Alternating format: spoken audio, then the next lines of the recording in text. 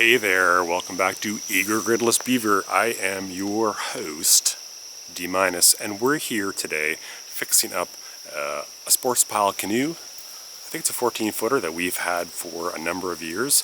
It's been leaky since day one. We're finally going to do something about it. We're having some ideas for some vacations involving canoes, and we want to make sure this is prepared. So stick around if you want to see how to fix up a SportsPal Canoe for use. A Leaky SportsPal Canoe. We are looking at some leaks. Last night, A-Star and I spent some time and filled this with water so that we could determine where the holes were.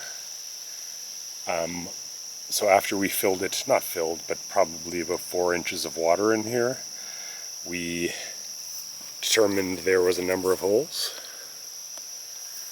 And we're just going to seal them all.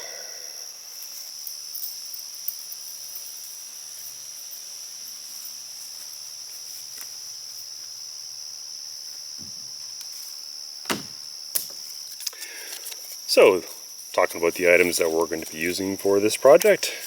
These are just going to be used for application, see how it goes. The 3M adhesive, paper towel, the bag. Okay, so we're working to fill these seams or joins with the 3M 5200. See how it goes. I'll talk about my findings as we go.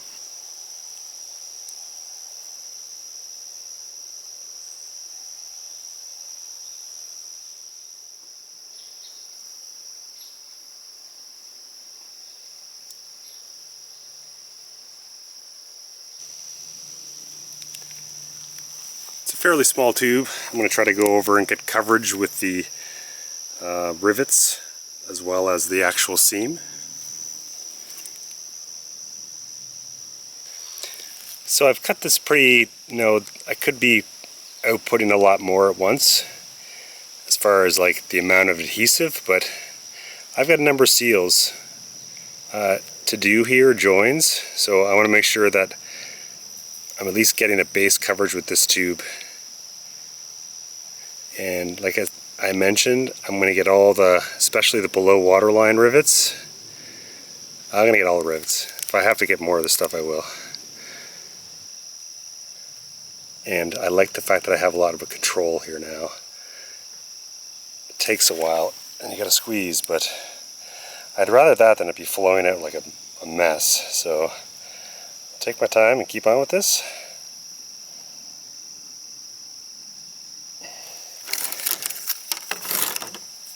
Brought these out because I wasn't sure how things would go, what the consistency was going to be like, but I'm not going to need these at all.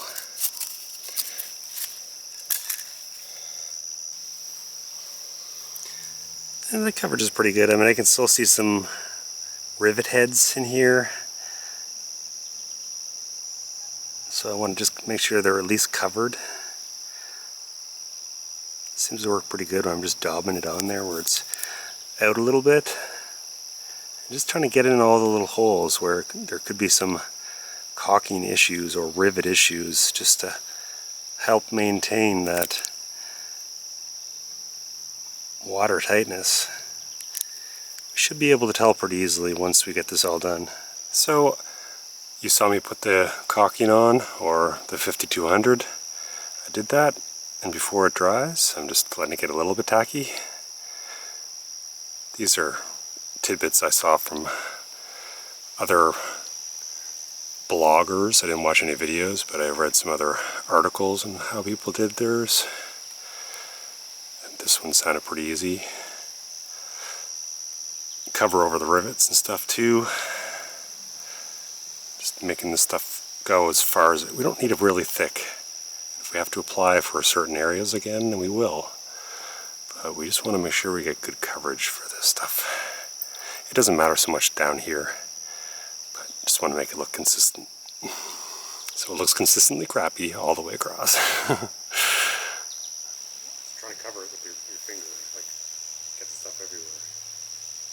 Push down and so you try to squeeze it into the holes, and anything you can see, you want to cover with white. And the hole too. Yeah, do the same thing, just rub it in the wall. So we're also going to do this edge here, where the strip meets the, I don't know, the part where it comes together, whatever you call this, sorry. But I'm just going to cover this too. Whoa.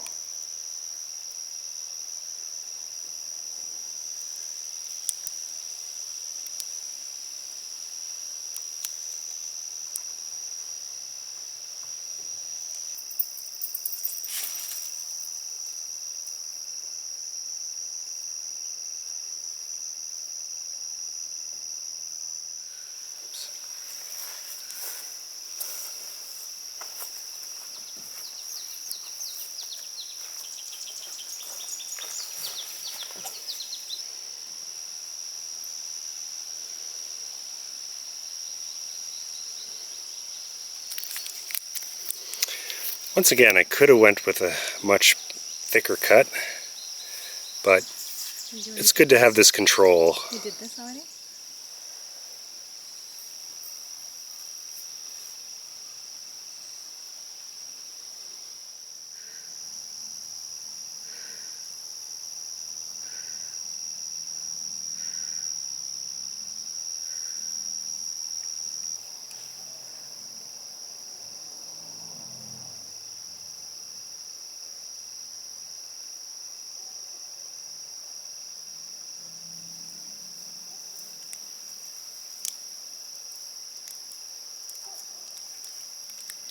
As the air gets to it, it sort of like gets more volume to it too.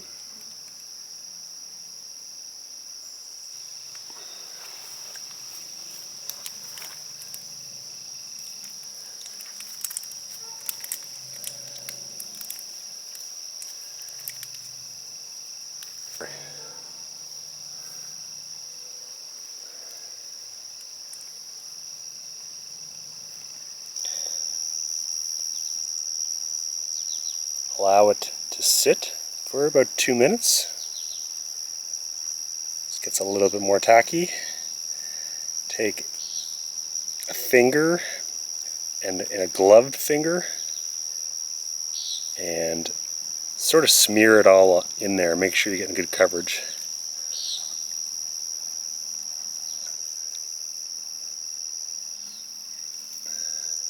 Bottom. And work my way up generally so that it's thicker towards the part that is more towards the bottom of the vessel. This is not very cleaned, as you see, but we'll take our chances.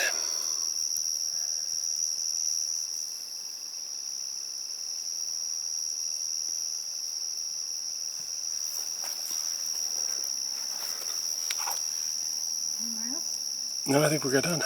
Just go on the other side and make sure things are okay. But you can sort of smear it in a place and then it sort of just stays there. Wherever it touches something, it sort of just stays.